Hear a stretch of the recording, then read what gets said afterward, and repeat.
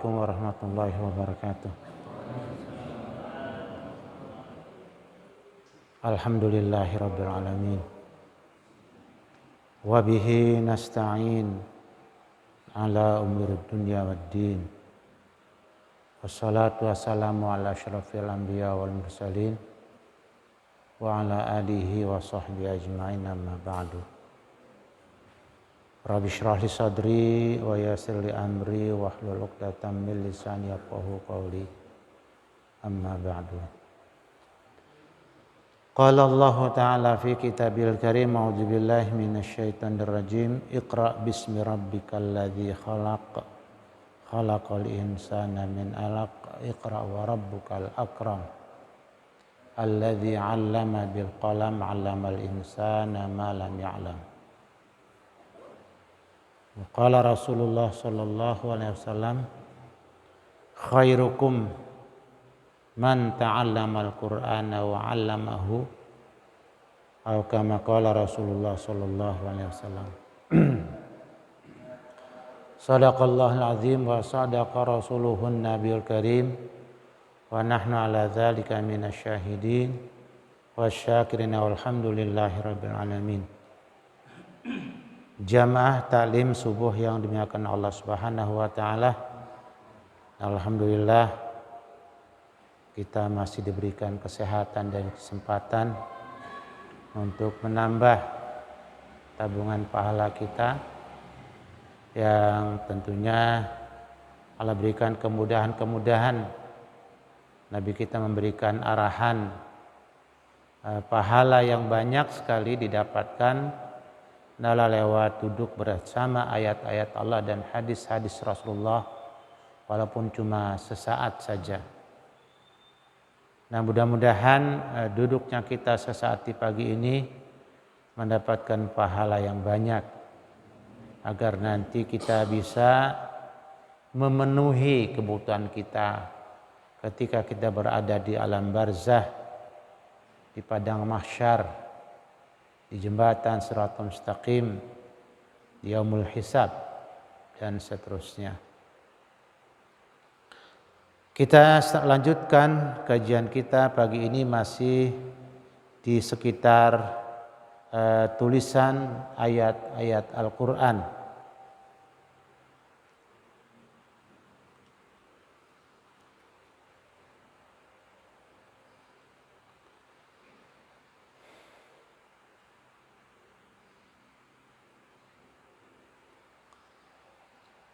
Wa qala al-Auza'i an Yahya bin Katsir, berkata Imam Auza'i dari Imam Yahya bin Ibnu Katsir, kana adalah beliau, kana al-Qur'anu adalah Al-Qur'an, dulu Quran itu mujarradan, sunyi, bersih, fil masahifi, dalam mushaf. Jadi tulisannya masih tidak ada titik, tidak ada baris, tidak ada harokat, tidak ada titik besar di akhir ayat. Ya. Fa awwalu ma ahdatsu fihi an-niqat 'alal ba wa ta. Pertama kali mereka mengadakan pembaharuan dalam tulisan Al-Qur'an adalah fihi fil Qur'an, dalam penulisan Al-Quran adalah an-niqatu, diberikannya titik, alal ba, atas huruf ba, wa ta, dan huruf ta. Karena rumahnya ba, ta, dan sa itu sama. Yang membedakan titiknya. Ba satu di bawah, ta dua di atas, sa tiga di atas. Itu mempermudah tentunya buat generasi-generasi terus ke belakang. Kalau generasi awal kan memang menerima Quran rata-rata lewat talqin. Lewat talqin, lewat mendengar dari Rasulullah sallallahu alaihi wasallam langsung. Nah, disitulah kita memberikan pelajaran Al-Quran pertama kali bukan tulisan, tapi lewat talqin. Talqin itu apa sih? Dibacakan, ya, diperdengarkan di telinga mereka. Bukan kasih tulisan, orang mau ditalkin kasih tulisan, enggak. Nah, ketika detik-detik sakratil maut, di mana kita sudah antara lupa dan ingat dan sudah tersengal-sengal napas kita, maka kita tidak bisa lagi membaca tulisan, tidak bisa. Kita paling bisa mengikuti ucapan atau bacaan yang dibacakan atau bahasanya ditalkinkan. Demikian pula generasi anak-anak yang usia dini, mereka lebih banyak ditalkin, diperdengarkan. Ya, insya Allah lama-lama seperti anak kita di rumah yang masih usia 1 tahun, 2 tahun mau belajar kata-kata yang ada di sekitarnya. Kita bilang laba-laba, dia bilang blaba-blaba. Jadi kita bilang apel, dia bilang pel. Tidak bisa belum sempurna. Tapi terus kita ungkapkan yang benar. Sama ketika kita melafadzkan ayat-ayat, dengarkan saja, diperdengarkan saja yang benar di depan anak-anak usia dini. Bismillahirrahmanirrahim. Hari ini belum bisa, dia nggak apa-apa. Tapi istiqomah.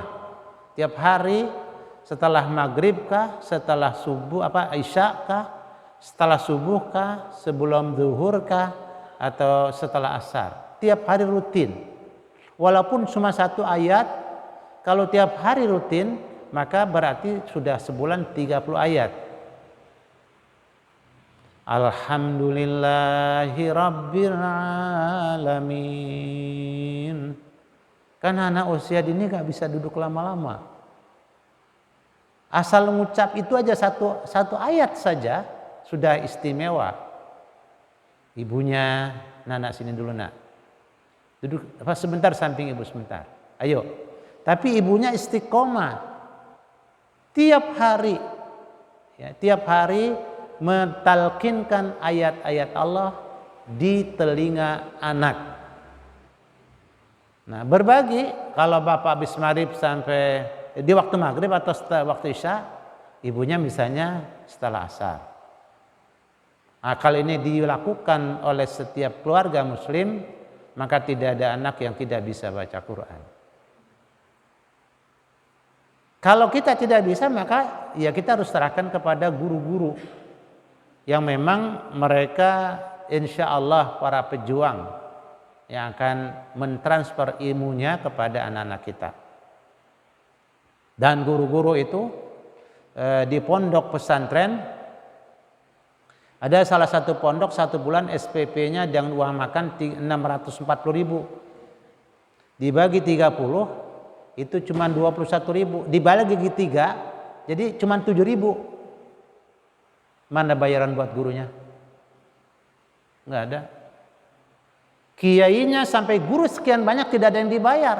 Karena uang SPP yang dibayar 320 plus uang makan 320 itu kan jadi 640. Dibagi 30 dapatnya 21.000. Dibagi lagi 3 kali makan per hari dapatnya 7.000. Jadi makan 7.000 ada lele, ada ikan, sekali-sekali ada ayam.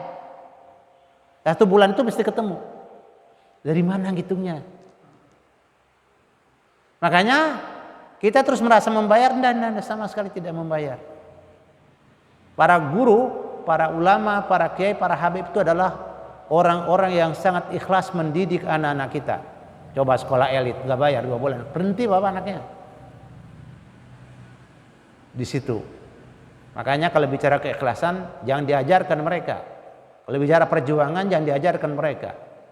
Mereka adalah pejuang negara, bukan perongrong negara. Luar biasa. Jadi subhanallah.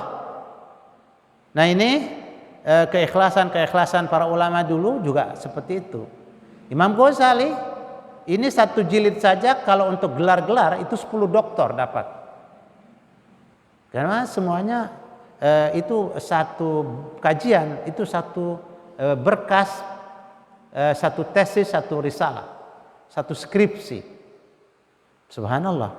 Tapi dia tidak minta digelari untuk menjadi profesor dan doktor. Makanya sangat berbeda. Coba karya-karya para skripsi para doktor jarang dibaca orang. Di karya Imam Ghazali, siapa yang tidak membaca? Pondok pesantren mana yang tidak membaca?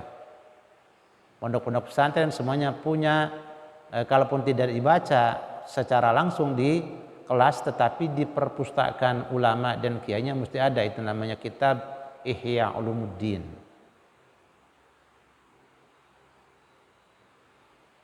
Waqalu, kemudian para ulama di zaman itu, di zaman generasi para sahabat, la ba'sa bi, enggak apa-apa, kasih titik dah. Ba di bawah, ta 2 di atas, sa 3 di atas. Silakan kasihkan. Fainahu nurun lahu, itu adalah merupakan cahaya lahu buat orang yang pertama kali memberikan titik di huruf tersebut.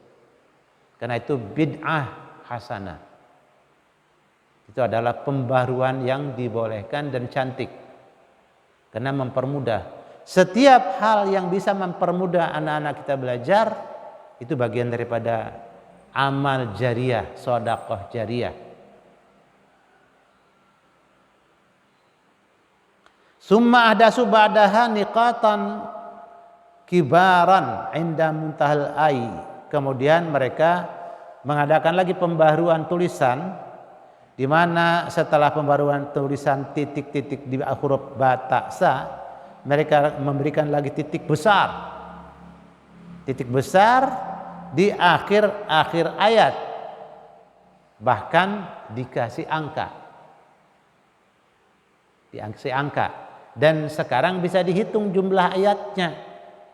Menjadi 6.236 ayat, karena tadi sekali angka 1 Al-Fatihah, Bismillahirrahmanirrahim 1 ayat, Alhamdulillahirabbil alamin ayat kedua, Ar-Rahmanirrahim dikasih nomor ketiga. Dulu enggak, cuma titik besar di situ, titik besar. Bismillahirrahmanirrahim titik besar. Kalau para ulama di zaman itu la ba'sa bihi, enggak apa-apa, bagus. Kenapa? Yu'rafu bihi, karena bisa diketahui dengan titik besar ra'sul ayat, pangkal atau permulaan ayat. Summa ahdasu bihi ba'da zalika al-khawatim. Kemudian mereka mengadakan lagi pembaruan tulisan. Setelah itu ya, setelah memberi ke titik besar adalah akhir surat. Ya, wal fawatih, dan pembukaan surat. Pembukaannya itu dikasih tanda lagi, ini pembukaan surat. Dengan diawali dengan basmalah, kecuali surat At-Taubah yang tidak, surat At-Taubah yang tidak diawali dengan surah basmalah. Yang lain semua ditulis dengan basmalah sebagai tanda awal dari pembukaan surat. Qala Abu Bakrin Al-Ghazali, berkata Imam Abu Bakar Al-Ghazali, Sa'altul Hasan an tanqitil masahibil ahmar. Aku tanya Imam Al-Hasan dari pemberian titik di tulisan-tulisan Quran dari mushaf bil ahmar dengan tinta merah. Faqala wa ma tunqituha. Kemudian jangan pakai tinta merah katanya. Kalau Imam Al-Hasan tidak sependapat memberi titik-titik dengan tinta merah, jangan titik pakai tinta merah. Qultu yu'ribuna al-kalimah bil arabiyah. Kemudian mereka memberikan i'rab satu kata dengan bahasa Arab. Qala amma i'rabul Quran fala ba'sa bihi. Adapun i'rabul Quran, i'rab itu artinya penjelasan. Penjelasan dari satu kata ke kata, itu adalah enggak apa-apa. Wa qala Khalid Al-Hadza, berkata Khalid Al-Hadza ini bisa jadi Al-Hidza. Dulu para ulama itu, kalau Bapak Ibu perhatikan ya, Ratib Al-Haddad. Itu ada ratib yang dibaca oleh kita sebagian masyarakat kita setiap malam tertentu, Ratib Al-Haddad. Ada lagi ada Al-Khabbaz. Nama orang yang di ujungnya ada profesinya. Al-Haddad itu adalah tukang besi. Artinya para ulama dulu memang punya usaha. Guru-guru itu rata-rata memang orang-orang kaya. Karena sebelumnya dia belajar dengan Nabi. Nah, kita di sini yang perlu diingatkan kepada generasi kita, ya contoh Nabi itu gimana sih hidupnya? Di usia dini dia sudah usaha. Kapan? Sejak SD kelas 4, 5, 6 sudah belajar mengembala kambing. Ya, sudah belajar beternak kambing, ditingkatkan bahasanya di zaman sekarang.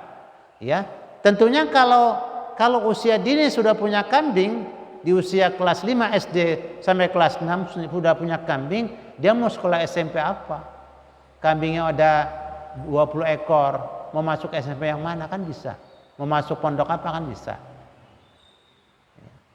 Di usia SMP dia mulai berdagang. Nah, itulah para ulama dulu memang namanya belajar plus cari uang memang. Plus belajar cari uang. Kan tapi belakangan ada satu pepatah yang memang menyekat anak akhirnya tidak bisa usaha. Apa dia bilang? Matal ilmu bainal fakhidain. Ilmu itu bisa mati kalau dicampur aduk dengan usaha, dicampur aduk dengan berkeluarga. Enggak. Justru kalau kita perhatikan para ulama dulu mesti al-khabbaz. Al-khabbaz itu apa artinya? Dia adalah punya pabrik roti. Kemudian ada salah satu ulama di Mekah yang belum lama ini meninggal, namanya Sayyid Muhammad Al-Maliki. Dia tidak disebut ujungnya apa, karena banyak sekali usahanya. Tidak bisa disebut Al-Pundukiyu. Dia adalah pengusaha perhotelan. Hotel iya. Dia juga adalah pengusaha, dia adalah az-zirai. Dia adalah juga petani. Dia juga adalah peternak, jadi nggak ditempelin karena terlalu banyak. Nah, dari situ pesannya, kalau kita bicara agama, bukan bicara nggak punya uang, bukan nggak punya usaha, justru sebaliknya. Nah, tadi kalau salah satu pondok pesantren tadi bicaranya, kenapa anak-anak itu tidak disuruh bayar, kita wali murid tidak disuruh, itu yang kita bayarkan bukan untuk dia, tapi itu untuk anak kita. Oh, dia punya lapangan futsal, dia punya lapangan olahraga, dia punya aula, dia punya masjid, dia punya taman. Itu untuk siapa? Kan anak-anak kita bermain di situ. Terus kita bayar? Enggak bayar. Sama sekali enggak bayar. Semuanya adalah yang kita serahkan ke pihak administrasi pondok, itu adalah untuk kepentingan anak-anak kita, bukan untuk Pak Kiainya. Kiainya apa? Dari mana usahanya? Dia punya usaha. Dia punya usaha. Dia punya pom bensin. Dia punya perusahaan air minum, dia punya koperasi. Nah, begitu pesannya. Jadi memang kalau anak-anak kita bercita-cita seperti itu adalah harus betul menuruti jejaknya Nabi dan para Nabi dan Rasul dan para ulama, para sahabat. Ya, jadi mereka itu luar biasa. Ada yang bergelar Al-Haffar. Orang Al-Haffar itu tukang gali kubur. Tukang gali kubur mahal loh. Mahal. Al-Haffar. Ya kalau nggak digali kuburnya itu gimana? Itu mahal. Makanya subhanallah, ini semuanya gambaran-gambaran bagaimana contoh-contoh ini yang tidak dibedah oleh para duat, para para penceramah. Sehingga kalau Maulid Nabi ceritanya kisahnya di sekitaran fadail saja. Tidak membedah bagaimana saat Nabi di usia kecilnya supaya kita anak-anak bisa meniru mereka, meniru Nabi. Di usia remajanya, ya, dan seterusnya sampai akhirnya dia bisa turun berjuang. Kenapa? Karena ada modalnya kan. Ada biaya operasionalnya.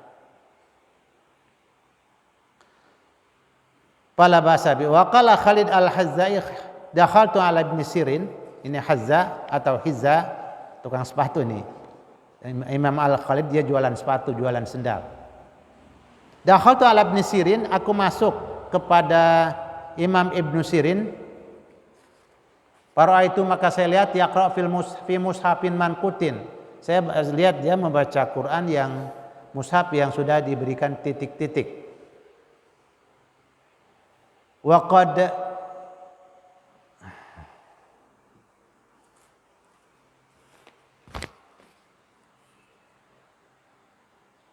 batunya udah mulai lemah juga, lupa.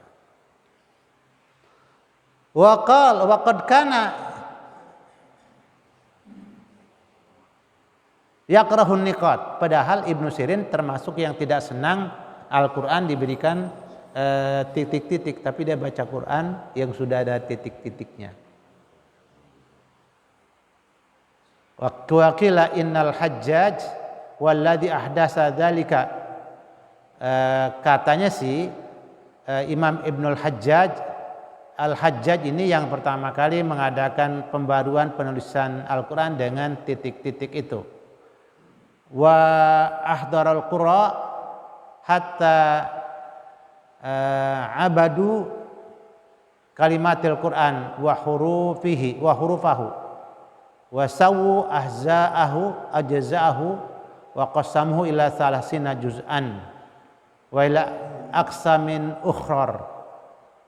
Kemudian para qurra itu konsentrasi dengan kalimat-kalimat Quran, ya, betul-betul fokus dia mengadakan pengabdian dirinya kepada Al-Quran, kepada kitab Al-Quran, dan huruf-hurufnya, kalimat-kalimatnya, ya. Kemudian wasau ahzaba, kemudian mereka bagi rata juz-juznya, waqasamu, dan mereka bagi juznya ila salasina juz'an, sampai dengan 30 juz, wa ila aqsamin ukhar, dan kepada bagian-bagian yang lain. Dan terakhir ada Quran yang dicetak sesuai dengan paragraf tentang apa di sana. Itu satu paragrafnya ditulis dengan warna-warni untuk memudahkan. Itu hal-hal yang memang pembaharuan atau bahasa yang di tengah masyarakat yang menjadi pergunjingan adalah bid'ah hasanah, itu namanya. Itu pembaruan, kan bid'ah itu adalah pembaruan. Dalam agama tentunya yang materinya tidak boleh diperbarui, tapi medianya boleh diperbarui. Al-khamis, adapun yang kelima, at-tartil, adalah baca Quran dengan tartil, jangan terburu-buru. Karena kebiasaan kita di kampung dulu targetnya 10 kali hatam, akhirnya nggak tartil. Nah, kita baca Yasin juga jangan terburu-buru, digeser kebiasaan-kebiasaan yang selama ini mungkin sudah bagus tapi supaya lebih bagus. Nah, kita tartil itu artinya tartil dibuatnya makhraj hurufnya, sifat hurufnya, kemudian tajwidnya, ya.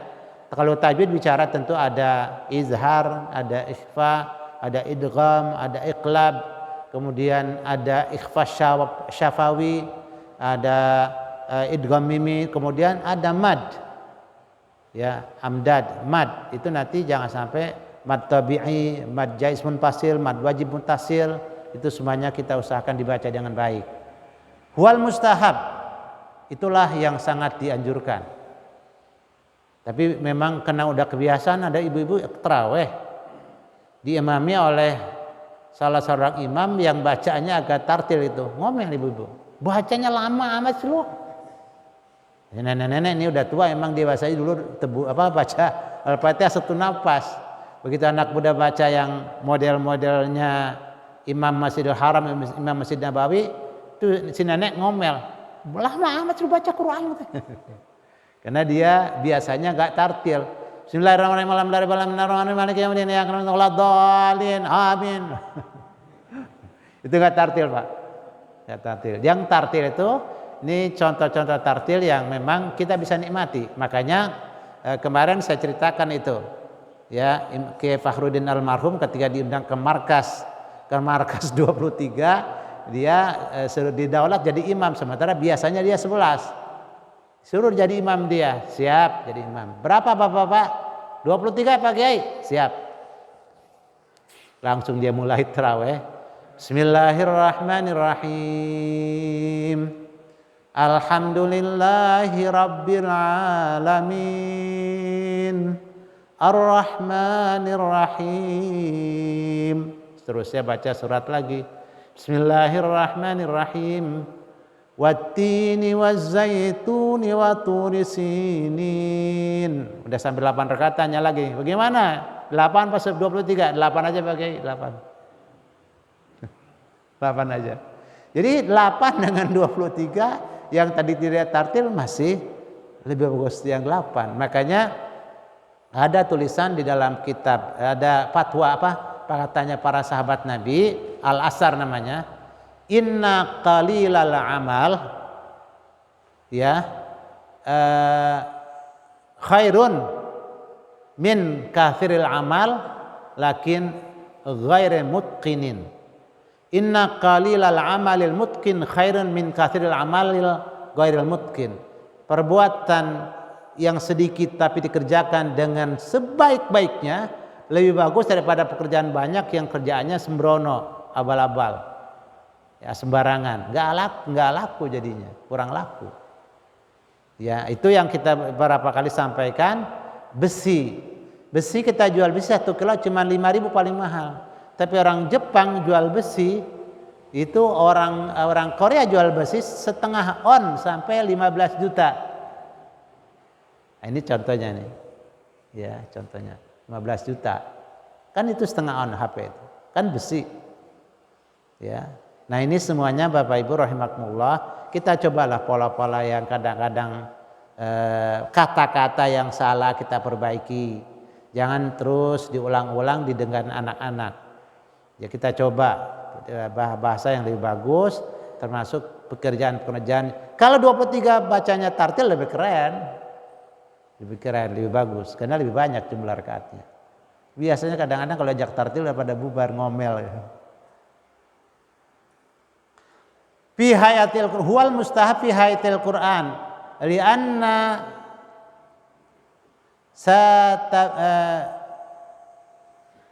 mulai tulisannya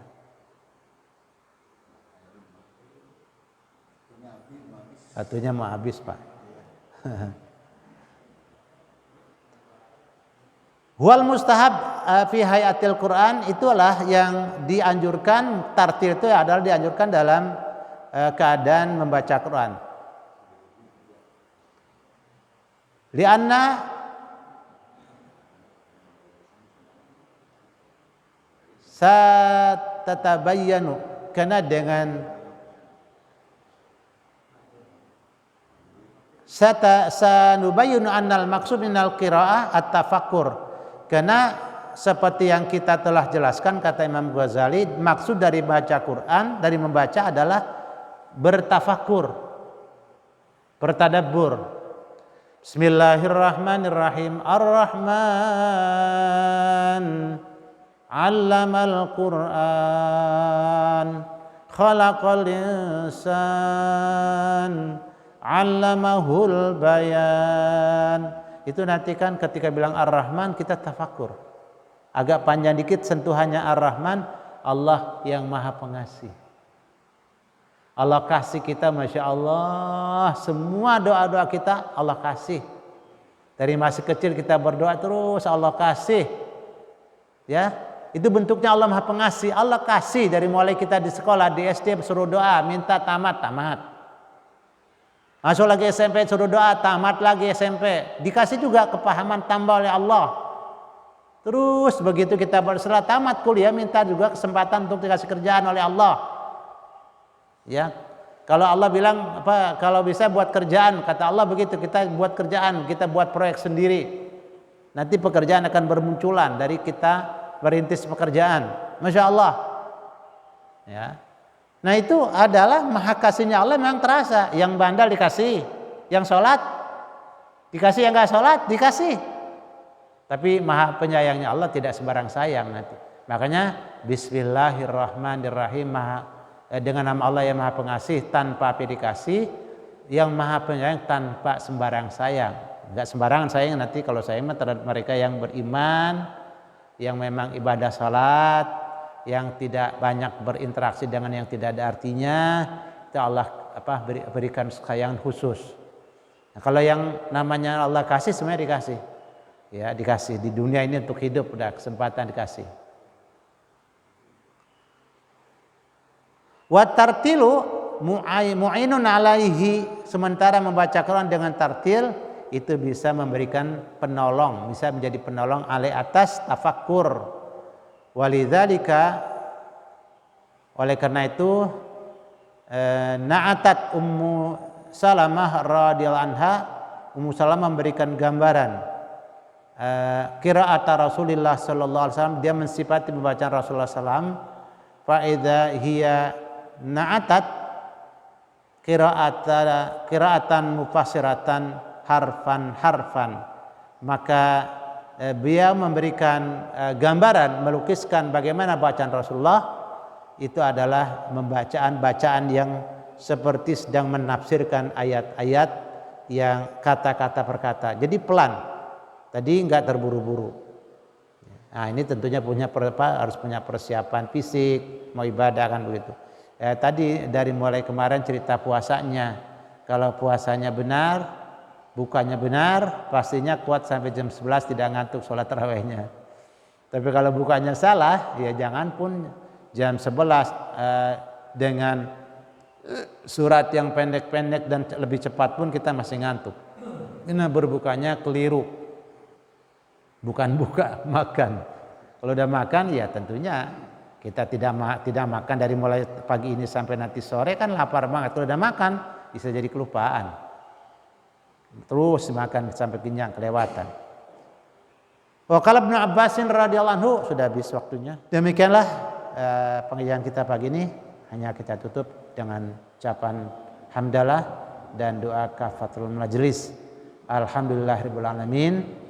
Subhanakallahumma wa bihamdika asyhadu an la ilaha illa anta astaghfiruka wa atubu ilaik. Wassalamualaikum warahmatullahi wabarakatuh.